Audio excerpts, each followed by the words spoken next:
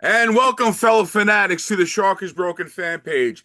And today we have a very, very special guest, Andrea Shea, arts reporter of WBUR 909 FM. She is the, what would you say you are, Andrea? Oh, well, first, Uh, welcome. Thank you for Thank coming. you. Thank you for having me. I am an arts and culture reporter at WBUR, which is a national public radio station in Boston.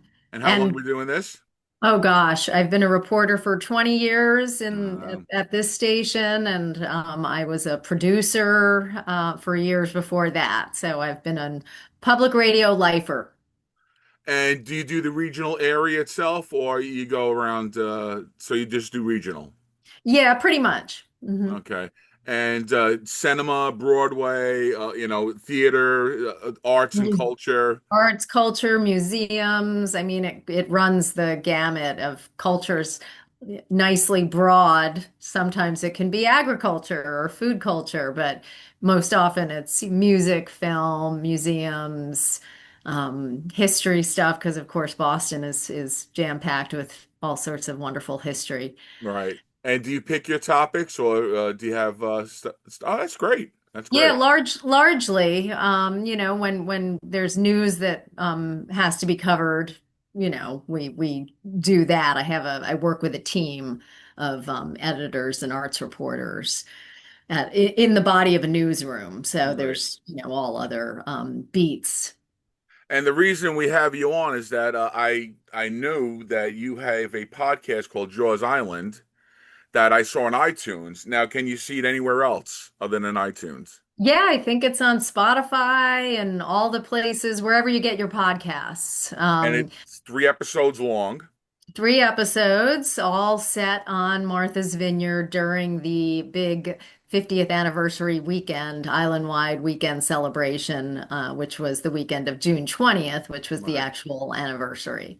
Now, did you have a heads up? Like I told my wife the year before, I'm like, listen, make no plans for May, June, wherever it is, because you know what? They were dropping the ball for a while. It took forever for them to really get their act together with what they were going to do, activities. And I have a pretty nice collection. I am a fanatic. I showed you my license plate. My license plate is Jaws 75. I have the posters. I have the press kits. It's ridiculous. It's a disease. It really is a disease. And I sent them stuff like a year before, and they're like, "Oh, we love what you have, this and that," and then crickets. Hear nothing. Mm, And I would call like every month. I would go like, "Hey, where are we doing now? Oh, do we have a date yet?" Because now I really wanted to book a hotel right. because I knew once it got out, now prices are going to go up a couple of $100 more a night. They're really going to milk people going. And then finally, around in January of this year, February, they finally gave us notice that they were going to do it the weekend of, you know. Hmm. But here's the catch: they said Amity Week, and I thought it was Amity Week. And Mm, I stayed from the 20, like the 25th through the 20. I stayed that entire week, and they did was front load that weekend yeah. of everything, and then and it literally come Tuesday, it was we're back to Martha's Vineyard. You Yeah. know, did you Yeah. stay? Did you stay longer than Monday? No, no. In fact, I left right after the reunion that the Martha's Vineyard Gazette and the Martha's Vineyard Museum collaborated on to create. So that was on Sunday. Yeah. So I left right after that. I was there Thursday through Sunday uh, Did you afternoon. get to go to the museum for like Let's Talk Jaws Live, or did you do any of the catch any of the Thank Q&As? Yes, thank goodness. Yeah, yeah. So I had, as a reporter here, I had the Jaws anniversary on my radar for about a year. I was like, "Ooh, next year is the anniversary." I love anniversaries, and this is such a big one. Um, And as an arts and culture reporter, I was like, oh, the museum's doing an exhibition when I started poking around to see what might be happening. And so I did go to the museum as it was before the exhibition opened, and it was as objects were arriving and they were putting it all together because I often like to do preview stories Yeah. so that when the museum exhibition opens, the story goes out, ahead of time, to really, give people a heads up, but, it just feels timely when it's news. You were doing a tease.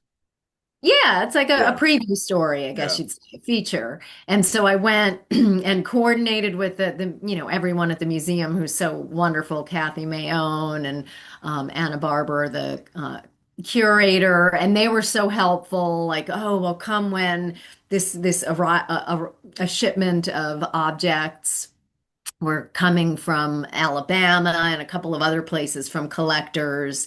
And so they were getting a replica, a very, very fine replica of Ben Gardner's head Yeah. that they used in the exhibition. So as they were opening the box and the head came out, and, so it was nice. It creates a nice scene for a radio story. And then, of course, we went into great depth about the all the work they did to pull together this exhibition that really did highlight the Vineyard's role in making Jaws Jaws. Right. So all of the locals and all of the stories they were able to gather, and people kind of coming out of the woodwork with whatever objects they might have held on to or photos that they had, like Wayne Iacono, a lobsterman there who had one of the original yellow barrels. Yeah. Went and spoke with him and got a tour of the island with Bo Van Riper, the historian and research librarian at the museum. So it was like a nice preview. And so that was back in May. That exhibition opened on Memorial Day weekend. Right. And then I had mentioned to we have a podcast team. And, I've done one podcast episode in my life before this. And I had mentioned at Christmas time at the Christmas party to the podcast producer, Ben Brock Johnson, that the anniversary was coming up and hey, this could be a good podcast. And they had a And few drinks in them as they were too, so they were cheerful.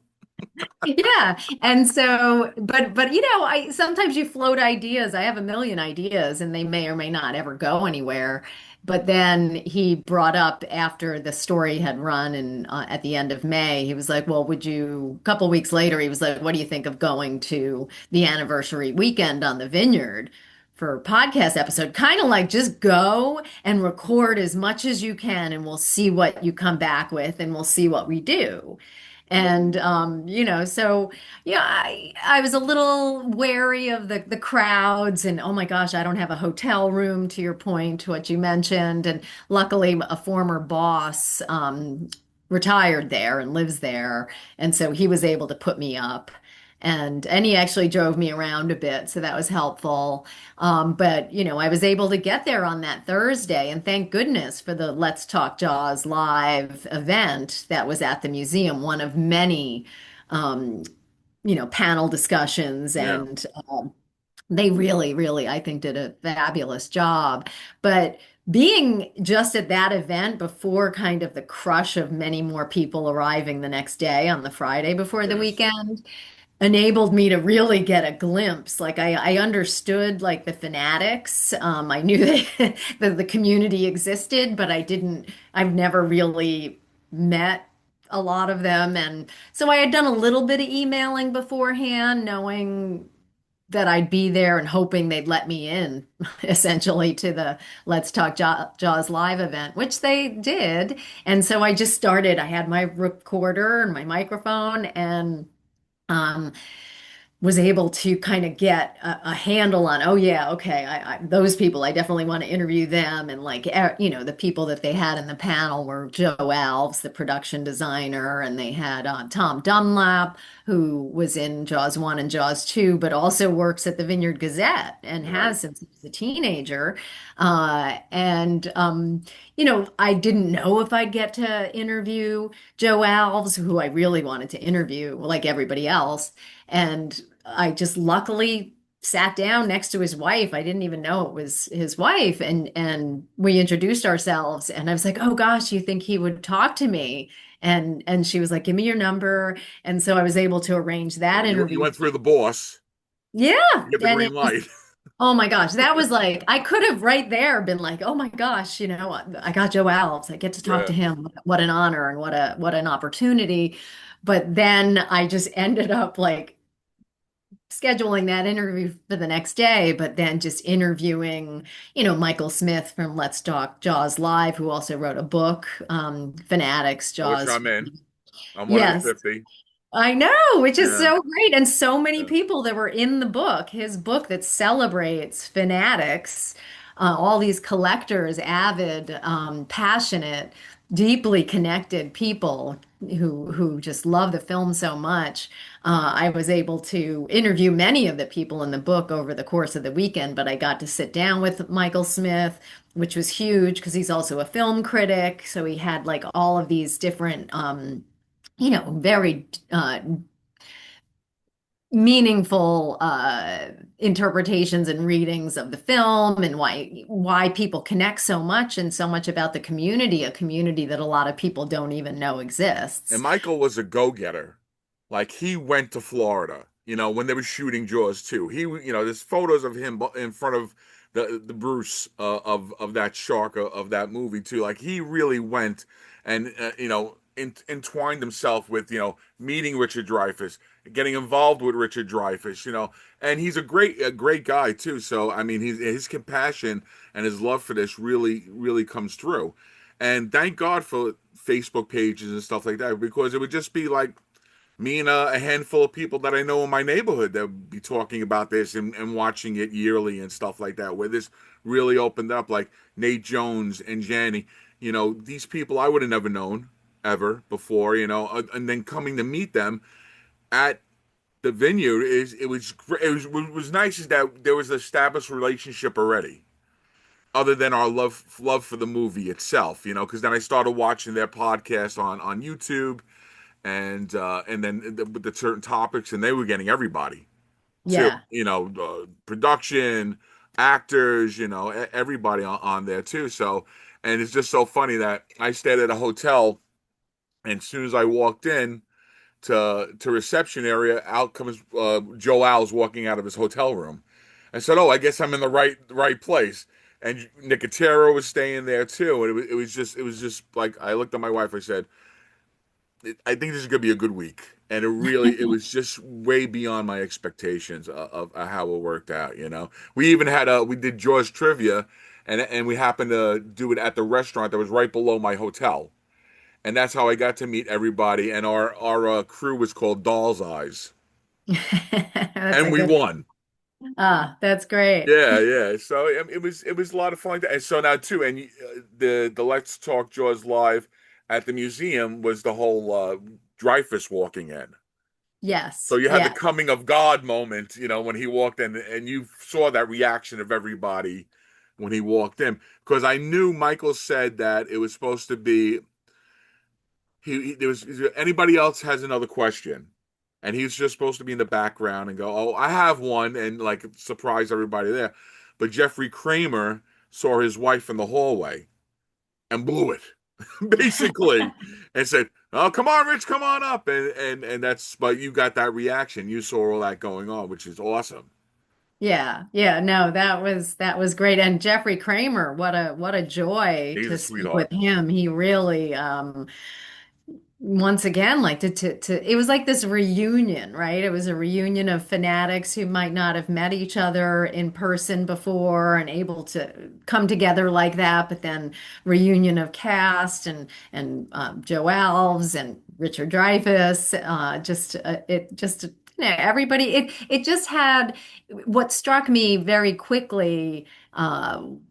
That first day was how much it was just this theme of family, family of Jaws fans, family of the people that made the film, but then also that the film itself is such a family film. Like it gets passed down through generations. My dad introduced me to, he took me to the theater when I was very young in In 1975, right? 1975, I mean, and how blessed are you to be a 6 year old, right? You're six. yeah. I mean, I was eight, and there was no way in hell I was no someone was taking me to go see Jaws in Brooklyn. But everybody had the paperback that summer, Yeah. and I read the book. Mm. I had a really good, thank God, I was able to read really well, and I got the book. But yet, the book is completely different from the movie anyway. And I didn't get to see the movie until I was 12, till the re Hmm. release Hmm. in Hmm. '79. But Yeah. you got to see it, and your brain, it imprinted on you. It did, but I don't, my memories were so foggy. I knew because I watched, and this is what the first episode of the podcast really talks about. I have a connection with this movie. I watch it 3 or 4 times a year, which a lot of people are like, oh my God, that's so many times. And then going to the Vineyard for the anniversary, I was like, that's nothing. People watch this every day. People watch this all the time. But I had this relationship, this very deep-seated relationship with the film that I didn't almost really recognize or understand until I worked on this podcast, where I was like, wait a minute, I know I saw it when I was really young, but I couldn't really remember like clearly because you're so young. Yeah. And my brother, who I interview in the beginning of episode 1 of the podcast, he's a couple years older than me, so he remembered much more clearly what that was like as this national event that my dad, who couldn't, he's in his 80s and his memory is quite foggy about it as well. And you know, but he wanted to, this was a huge national thing that people were anticipating, and he took us without necessarily recognizing it might scare us Right, because right. it was rated PG. And And even saying on the poster, too intense, maybe too intense for children, as it was too. I know. But I'm grateful for it. And my brother really did remember the kind of the energy in the theater, in our small little theater in our hometown on Long Island, Port Jefferson.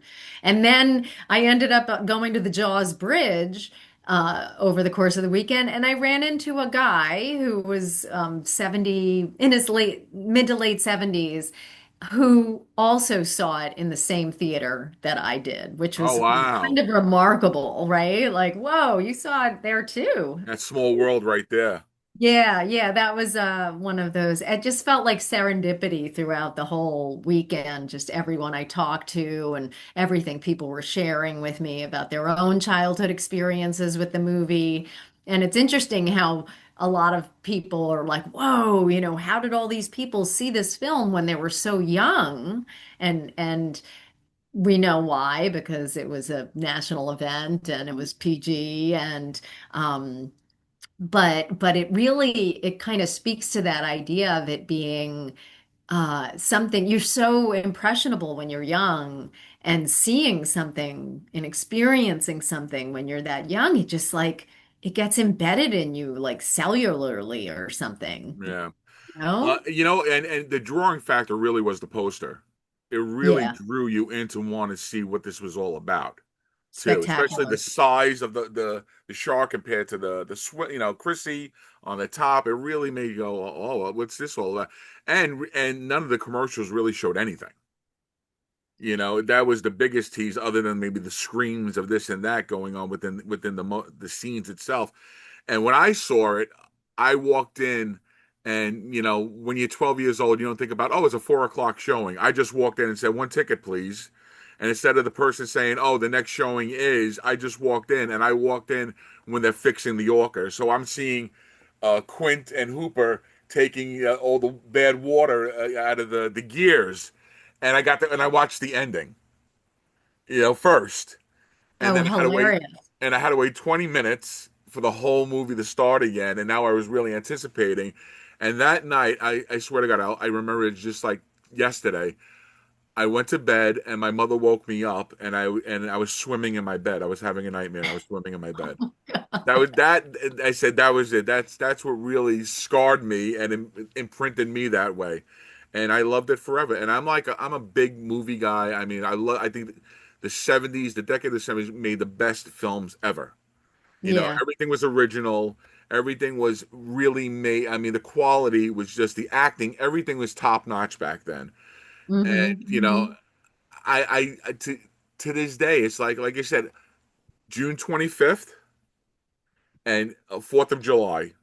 Regardless, that movie is on my screen somewhere. I'll be at my brother-in-law's house. I'll have it on my iPhone because I have to watch it that day, because it's because of the 4th of July. I know. That's the way it is, and it never gets old. And as you watch it more now I watch to look at other things. Like I might have watched this movie 75 times, and I never noticed the kid with the ponytail laughing as everybody was running out of the water. Oh, I have to look for him now. Oh wow, you have to look. It's the "he made me do it" scene. Okay. They're in the white shirts with a black tie. He's a skinny mini kid, and he's laughing his ass off watching everybody run out. And I'm Oh, like, that's they so didn't catch funny. that. Right.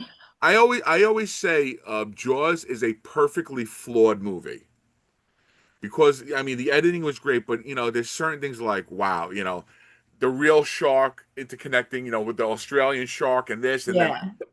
there's so many things like, oh wow, I don't know if they would pass the muster now, you know, Yeah. because it was just a perfect time at a perfect, moment for that movie to be the way it is now, to have that Right. imprint on us. But so now when you the next day, you went to Jaws in concert, right?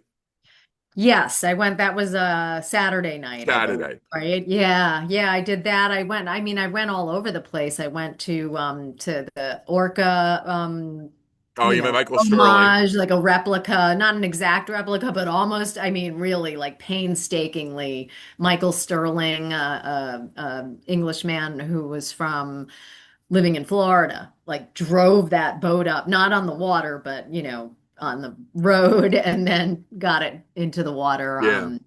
on the vineyard. So I was able to get onto that boat, which was an astounding just representation of someone's passion, lifelong passion for this film. And where else? I mean, I was just hanging around Edgartown, which was just Jaws Central in a lot of And ways. and it was just so happened that Dreyfus was there at the same moment that you did it just happenstance that you were there at that moment too when Dreyfus was there at the at Orchid? at the Orca, he was set up doing He yeah, was I doing didn't a signing session, right? he was doing yeah, he was under a tent doing autograph signings and selfies. See, now Very that there was no information about that other than if you were there. hmm Like I didn't the only well, to be honest with you, no one really knew about him being there until Friday because it really hmm wasn't announced. They really hmm kept it under a tight lid. Even Michael Fulker, who ran the Wharfs Pub thing, didn't really talk about it at all. He wanted that to be a surprise in that sense too. So him doing the signing at the dock really is something else. And like I said, you probably there was like probably 100 people there doing that with him, right? Oh yeah, it was a long line. Yeah. But people were chattering about it, even on the ferry over. They were like, "Oh, we hear Richard Dreyfuss might be there." And then of Right. course Jeffrey Voorhees, people wanted to get Alex Kintner, Yeah. young boy who gets killed on the raft, and get his signature. And I had interviewed him as well. So that was, what a memory. I mean, what a life, like to be involved in something so young and then for it to be part of your life. Uh, he said he hid. sustain to sustain something like that. Even me, I was excited to meet him, and he's so willing to talk about it. And listen, how many times did he's told this story? I And know. and he doesn't tell it like he's bored about it too. If you're enthusiastic of listening, he's right there with you, man. And he's telling the story like, about the cannon going up his nose, the blood up his nose and up his ears. And he's saying that, and then his poor friends, he would go into a trailer to have to clean up because now he had a speaking role, and all his friends were freezing outside for the next time to do the scene. And he said the Right. scene lasted 5 days. Right, because they were filming in that would have been May, late May or something like Yeah, that.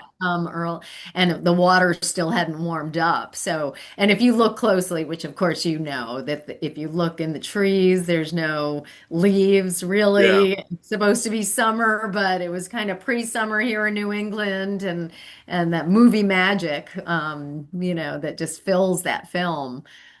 Which is so great. And then with the re-release, we really wanted to time the release of the podcast to the re-release of Jaws for the In the cinema. anniversary in Yeah. the theaters nationwide. And it's just what a treat, right? To be able to see it on the big screen. It had been quite some time for me. I saw it a couple of years ago on the big Did you do the screen. 45th? No. Oh, okay. Yeah, yeah, no. So, And that was the first time they represented it in IMAX and in 3D. They did the conversion on that. So I saw it in 3 this time, and I saw it in 4DX. wow. You know what that is? No. Okay, it's like a roller coaster ride. There's 4 seats, and it's like sense around. You get sprayed with water, you get hit with wind, and any scene that might be the shark attacking you, whatever, the whole seat moved like this and that and this way, and I'm really, and I got to say, I was holy shitting the whole time because you're basically doing this. I mean, I don't think I could see it again that way or see another like Fast and the Furious. I'm not seeing in 4DX. It's just too crazy. But it really Wow. was an experience. It was wild. Now, you were saying on the podcast that you were going to go back and see it with your family. Were you able to go back and see it with them? I know that the really sad thing is that because I was racing to get the podcast done and I was working with a team, so it was, there's no way it would have happened had I not had this amazing podcast production team. I mean, truly, because I gathered 50 interviews while I was there. Right. 50. Like that's like crazy for me. And then to have, we did one, we really only had um Well, you did 30 minute, like two. 35-minute We had segments, right? 2 months. Yeah, we had Yeah. 2 months to kind of get this done, but it was like summer and some people had vacations and, including myself. And so yeah, once I came back with all of this material, 50 interviews, just to go through all of that sound, that was like the first step. And I have this is like my Jaws binder, Right. Right. little golden book. Yeah. Yeah. All of my interviews are transcribed in Oh, here. So it's wow. like a book, um, and broken into days. And I had to, kind of go through it all and And then see did you what. highlight sound bites that you wanted for it too? Yeah, sound, natural, sound of people jumping off the bridge and whatnot, but then also the actual interviews and the content and kind of looking for themes that emerge. So, that's when we were able to decide, okay, is this going to be 2 episodes? Is this going to be 3 episodes? But it felt like the team and I, once I shared everything with them, agreed that, 3 episodes, one about the fanatics, that's episode one. Part two is all about the Vineyard's role in making Jaws. And then the third episode, which is my favorite, but I mean, I love them all, but like, I love the idea of picking apart a piece of art, Yeah. um, what makes it great, essentially, and breaking down the elements of story and acting and writing and the shark, of course, and other things. To have all of these people, though, all of these different voices reflecting on what makes it great, and there is a consensus. I mean, people recognize what makes something a classic and what makes it, I mean, endure for 50 years. And we'll Uh, talk your ear off about it too.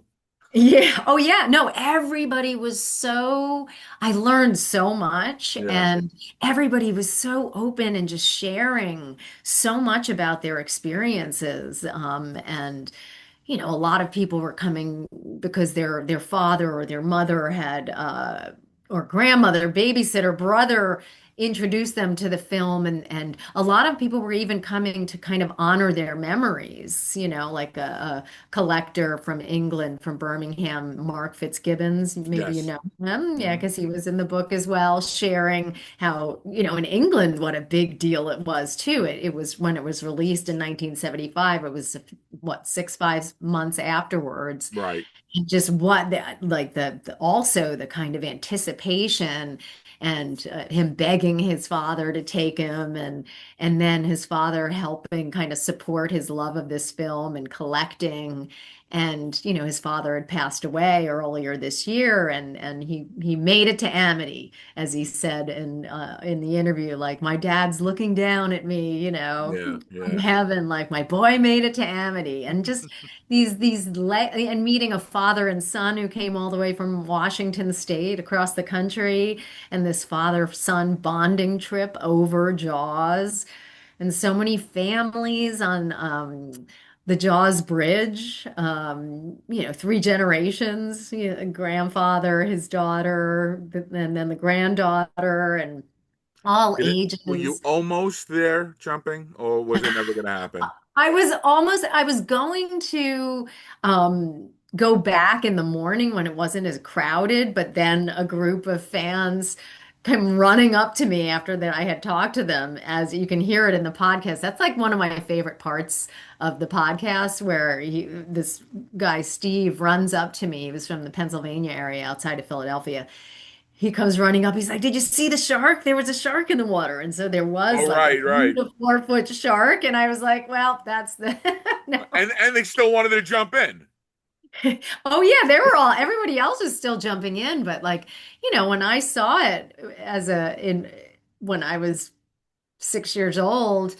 After that, and I grew up in a town not unlike Edgartown on Long Island. We had a ferry that came in, and people come over from Connecticut, and the Long Island Sound is there. So it's not the ocean, but I was, as to use your words, kind of scarred for life about going in deeper because of that one moment when Chief Brody asks Hooper, "Is it true that most shark attacks occur in 3 feet of water, and close to land?" And so that number, 3 feet, stuck in my head for years of, well, I'm not going in deeper than 3 feet, or Yeah. two, really. Yeah. Well, I saw, well, you watched Shark Week. There was an episode that a bull shark could come up to you in within 2 feet of water. I mean, it doesn't have to be a great white. Even a thresher can comes up pretty close to you too. Yes. It's insane. So now on the now let's talk about the Jaws in concert itself. So were you able to go into the VIP tent? I was, which I Okay. felt I very lucky. This is one of those moments of also like how everything just kind of ended up working out for me throughout the weekend, where I like contacted the Chamber of Commerce, and I was like, well, I'm going to be, doing the recording sound for a podcast, and they were just generous enough to give me a VIP That's press awesome. pass. Yeah. Yeah, Yeah. no, I felt very, very lucky because that was quite an experience. I mean, watching one of my all-time favorite movies with 700 other Jaws fans truly was like Woodstock, for Jaws fans. Yeah. I I was there and same thing and I got to meet Robert Shaw's daughter. Mm, She was there. And I also got to meet the same thing. There were people walking around with a sticker on them and it says I was in the movie, ask me about it. And I spoke to the daughter and the mother of the girl who was on that lobby card of them running out yes, of the water.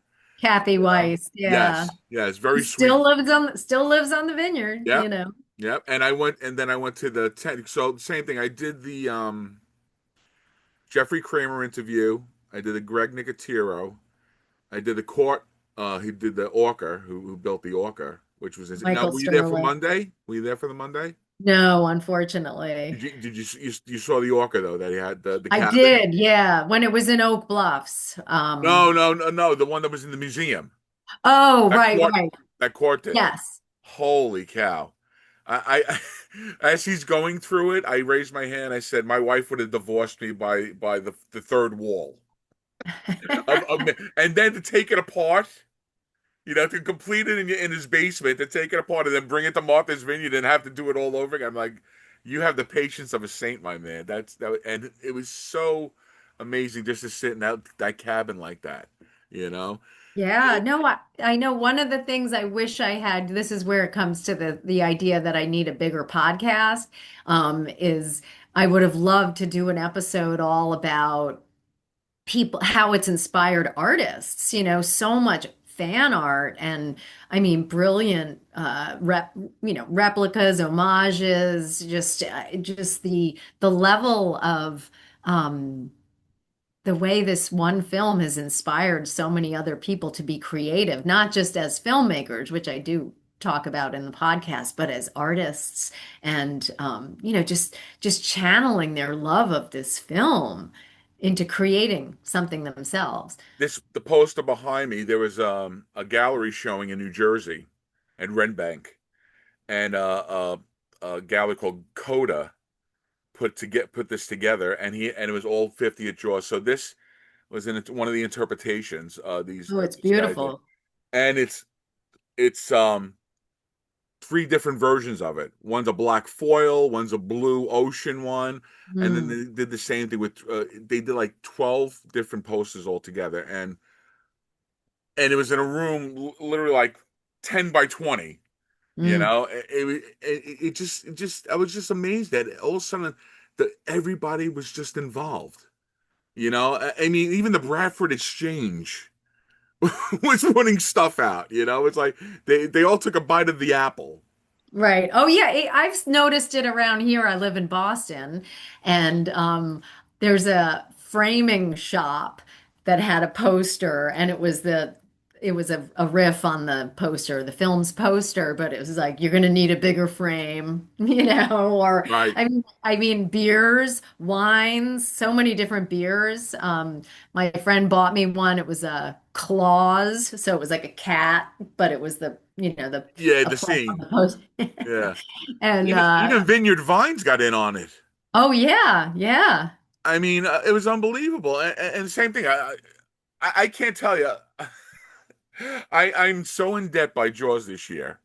It's ridiculous. I'm sure you're not alone on that. Oh no, no, no, no. And the same thing, and like you were saying, there were people in the UK that would ask us, from over here, that a lot of stuff that the theaters were putting out with, like the barrel cups or the popcorn buckets or the shark, they would say, we're not getting this here. Yeah, And yeah. and we would ship it over to them. Yeah, that's great. That's how it works out, that really is talking of community. Right, right. And then the two, I mentioned Mark Fitzgibbons, who's from the UK, and then Eric Augustine, who is in Florida. They're both, avid collectors. And they met each other a few years ago online, but they have this exchange going on where whenever they find, some new Jaws stuff comes out, they'll each buy two and then they box it up a few times a year and send each other Right. what you can get in the UK, what you can get in the US, which I think is so great too. And they were meeting at the anniversary in person for the first time. So, to see that these connections that people have made over this one film, I mean, and international connections, you Now, know. now on the podcast, I didn't hear you speak to Dreyfus. Were you able to reach Dreyfus, or he didn't want to I be was bothered real I to? was trying and his handler, who I think was it his son? No, No, okay. So no. his handler, whose name Kyle was his Yeah, name. I was trying. I got his number and we were texting back and forth, and it was kind of like, oh, maybe later. And then I wouldn't hear from him. And then just as I was leaving the island after the reunion, he's like, can you do it tonight? And I was like, I'm leaving, you know. So I did try to have at least a bit of a sit down interview. Yeah. But you know, there's also everybody under the sun wanted to speak with him. And Yeah, you know, CBS Sunday Morning, Ben yes, I Mankiewicz saw interviewed that. him for that. Yeah, for that thing too. Yeah, it was nice seeing Ben Mankiewicz there. I was like, holy Oh cow, yeah. you know? I know. And the Alamo Draft House, and their role, and just, I mean, it was just, I think it was just so wonderful for the Vineyard, which of course has a complicated relationship with Jaws, Right. because it has made them something of a Jaws Island. But just the embracing of it, this legacy, and you know, the chaos and the Hollywood magic that Steven Spielberg's crew brought to the Vineyard in 1974. Uh, who knew? So many of the locals are just like, we never knew. We never thought it was going to be anything. We thought, look at this silly rubber shark. And, you know, Well, it was fun for the first 60 days, and then after they were like, enough already. Get the hell right. out off our island, you know. That's how they were. Yeah, were you surprised as I was that Universal had nothing to do with this? You know, I wasn't, you know, the thing is, I asked something along those lines, and um, the Martha's Vineyard Museum curator had mentioned how Universal was putting together its own exhibition, which just opened this week. Yeah, yeah, at the Academy So I Museum. think all of that energy was going to what they were doing there at Universal Studios. Uh, you know, I mean, a lot of people were like, was Steven Spielberg there for the anniversary weekend? Which he wasn't, which I know when he left the island, he said, I'll never return. I don't know if he ever has returned, to be honest. I don't Yeah, have. I don't think so either. Yeah, so I know I've seen NPR did a great story and other people about the exhibition in at Universal Studios in Hollywood, which I would love to go to, which I'm going to try to go Yeah, I'm to. gonna go in May. I'm gonna check it out in May. Yeah, I'm thinking maybe February, March. Yeah. A friend that just moved to Are you San. gonna extend? Are you gonna do a special edition then for Jaws Oh Island? gosh, you know, I wish I could, but the reality is that I You're have. moving on.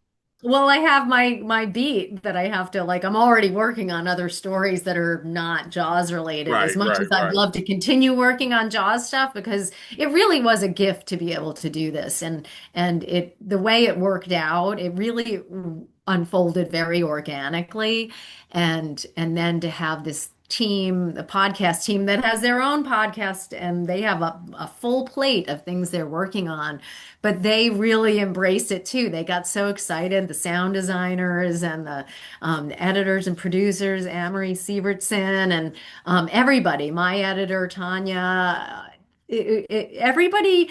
And they weren't even like one of the sound designers had never seen the film. You know, she's in her 30s and just, and then she saw it and she appreciated it. And I love that idea of introducing this movie to people who, some people dismiss when somebody asked me what I was working on this summer, and I was like, oh, I'm doing these podcast episodes about Jaws. And they were like, oh, Jaws.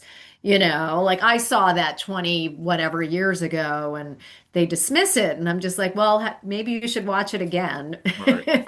And maybe you shouldn't just dismiss it as some sort of a quote unquote horror movie because it is, as you know, It's it's everything. It's an so much adventure more. movie. It's a comedy. It's everything.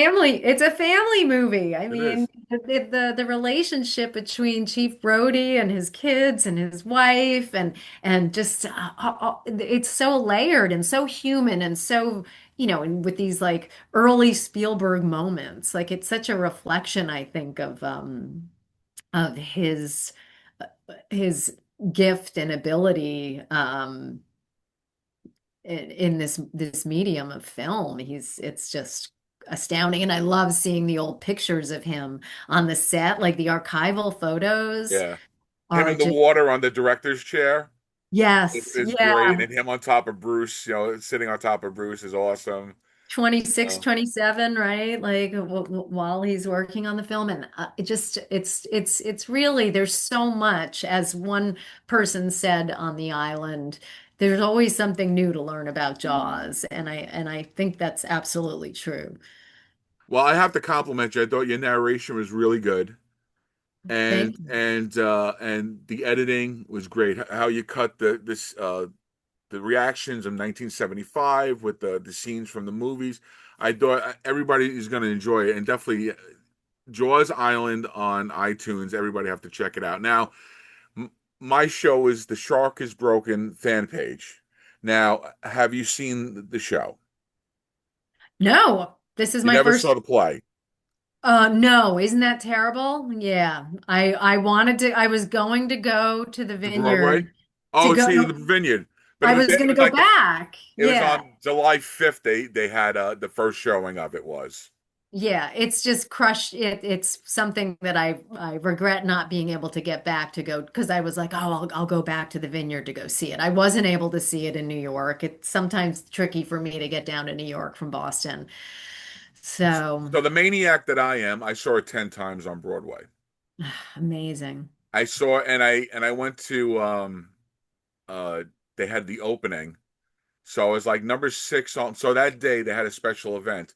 So they were selling tickets for $19.75 Wow. for the first previews, like a month of previews up until the opening night.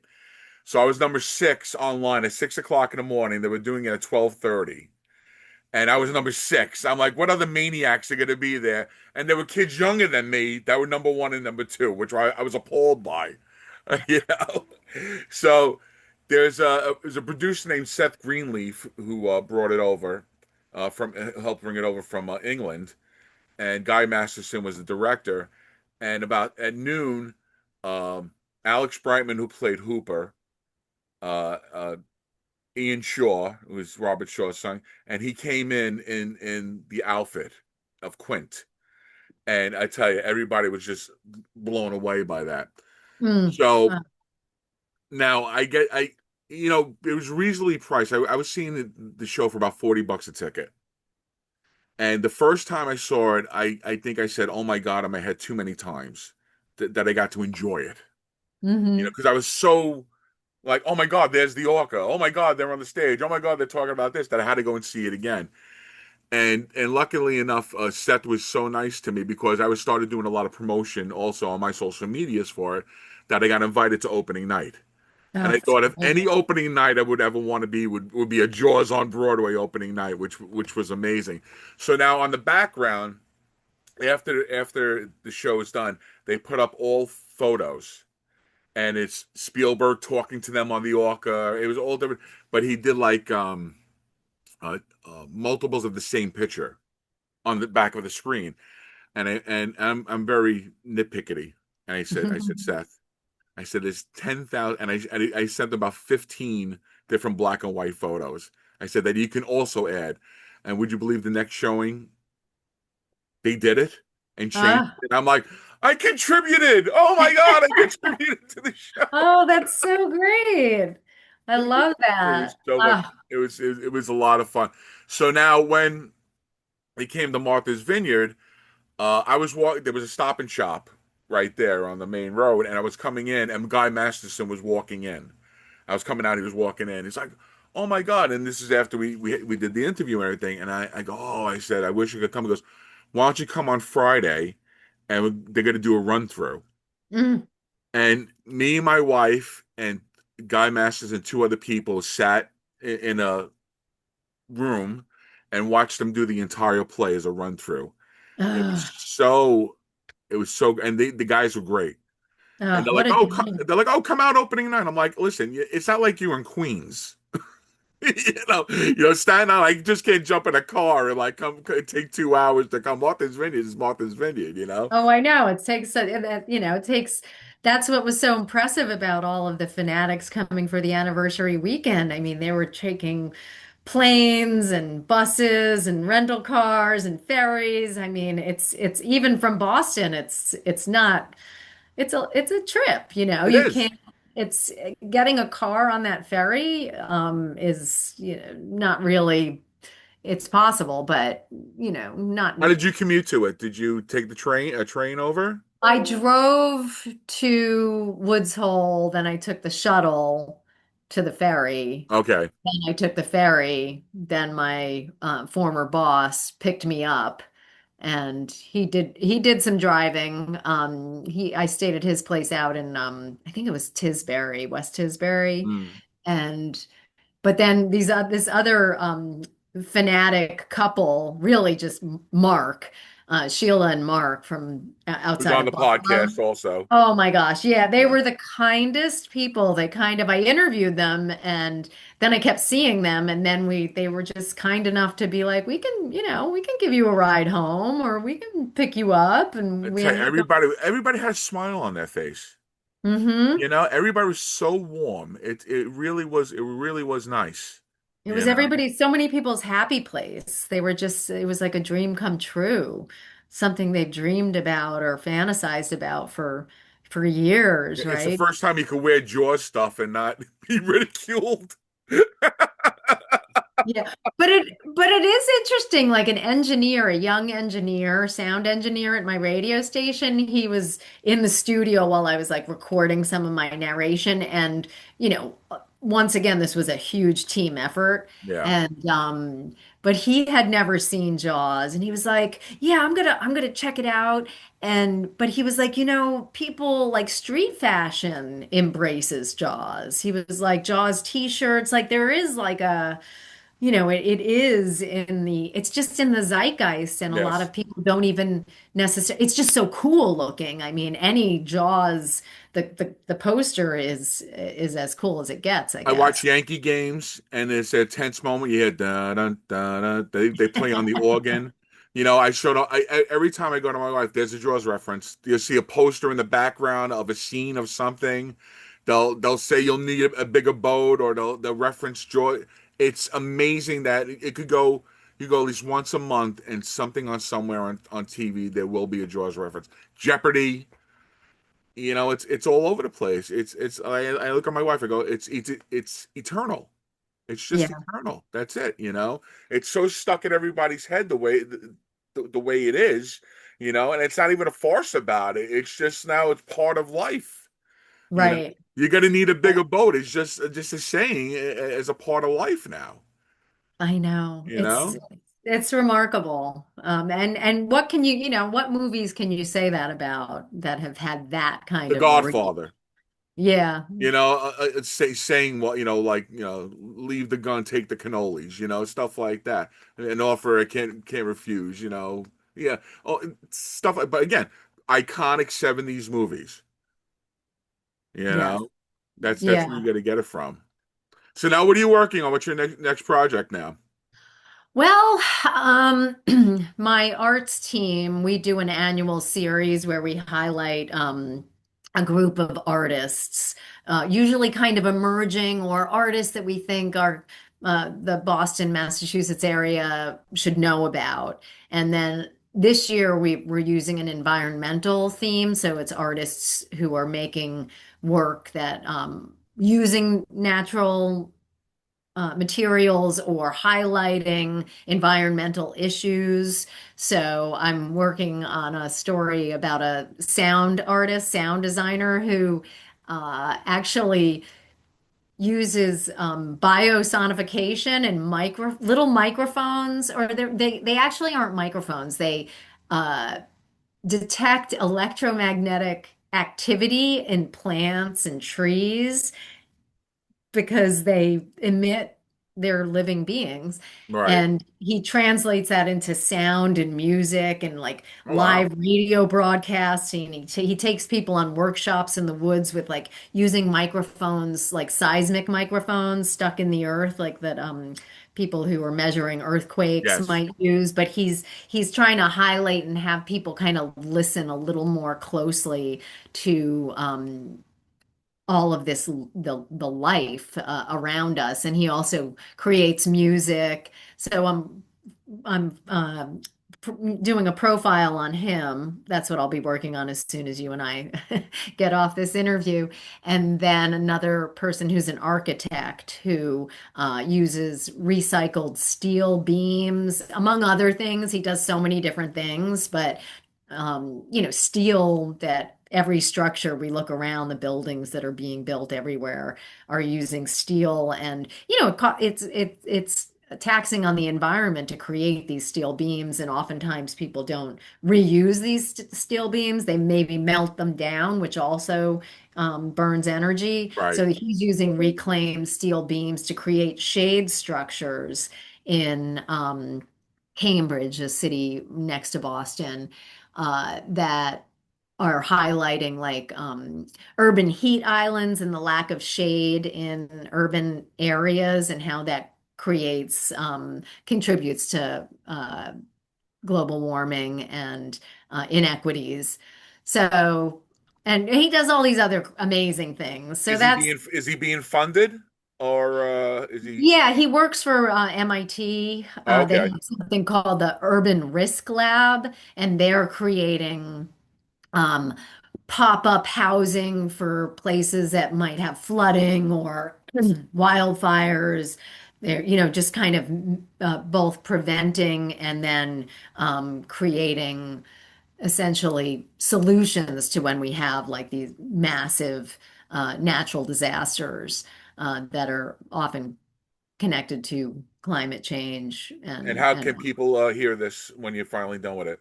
on WBUR or at WBUR.org. We have a website, and actually all the Jaws Island episodes are also available there. That's yet another place to go listen to Jaws Island. And but You then it'll said be broadcast on the radio live. okay. Yeah. And I heard on the podcast or on Let's Talk Jive that you took photos also, right? Yes, there's a bunch of photos, but then so those are if you go to WBUR.org or you just search Jaws Island, WBUR or Jaws Island, Andrea Shea. Each episode has its own kind of what we would call a landing page, and there's photos of, Okay. people I interviewed and Michael Smith and his awesome Jaws button down and um, but then there's also some archival photos, like a photo post of black and white photos that the Martha's Vineyard Gazette uh, highlighted and also shared with us, the Gazette and the Martha's Vineyard Museum, because there was this photographer back in 1974, Edith Blake. There's also Oh a book yeah. by Oh, I love her. that So book. a number of her gorgeous black and white behind the scenes photos are available there too. There was now, if you can recall, when you went into the Wall Street, did you meet Marty Milner? No, too Oh many wow. people to meet. I know. I can't believe. Marty was in the front by the cage, a shark cage, and he's the guy Yeah, who actually helped put Bruce back together every time he got messed up. And there was yeah. a woman right across from him. Her mom has had like 200 unpublished photos, Wow. which were I was like I'm like, you got to make a book. You got it's and she allowed me to take pictures. I took photos of every single one. I'll send them to you on the link. I mean, Mayor Vaughn in like a trench jacket, Quint with the smock on, like, because there's a deleted scene where he was chopping up an orca that they never used. Like, that's Mm. another thing. There's so many really good deleted pictures that, just put it like when he went to go get the piano wire and the kid's playing the clarinet is going to ba ba ba ba. Put that in there, for finally just make an unedited director's cut like that. I mean, Oh, yeah. That make would it a be B something. side or something like that. Make it just an alternate. That would be so much because the material's there. Yeah, The way technology is now, they can just clean everything up. I Because know. they showed the documentary when they did it for the anniversary, the 45th anniversary, how they cleaned it up for 4K and took all the Mm. scratches and everything. Mm. It's the technology now is amazing, Ugh. just There's just amazing. so much you could do with Jaws, right? I mean, Well, it's endless. well, I said unfortunately the 75th anniversary is going to be us.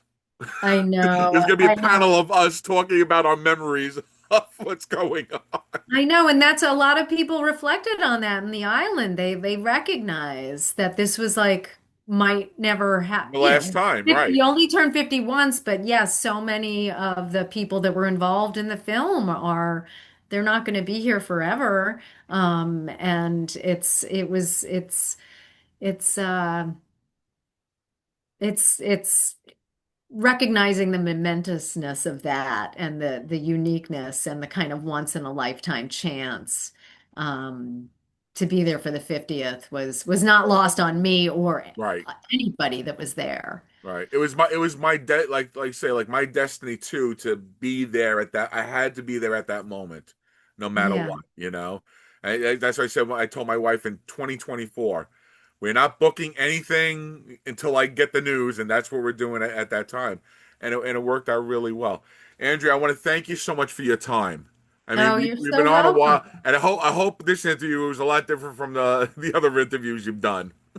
Oh, this is perfect. Yeah, no, I really appreciate you being interested in hearing more about the podcast because it was just I just kind of went bonkers talking to people over the course of 3, 4 days. Couldn't stop. Like everyone I saw and everyone shared so much, and I'm just so grateful for just for the opportunity to have been able to engage in that way and then to be able to share it and hopefully create something that can give listeners a feeling of what it was like to be there, that they could too, take a trip to Jaws Island Yeah, for the well, we're 50th. grateful for you for giving us another 90 minutes of our lives to enjoy Jaws even more.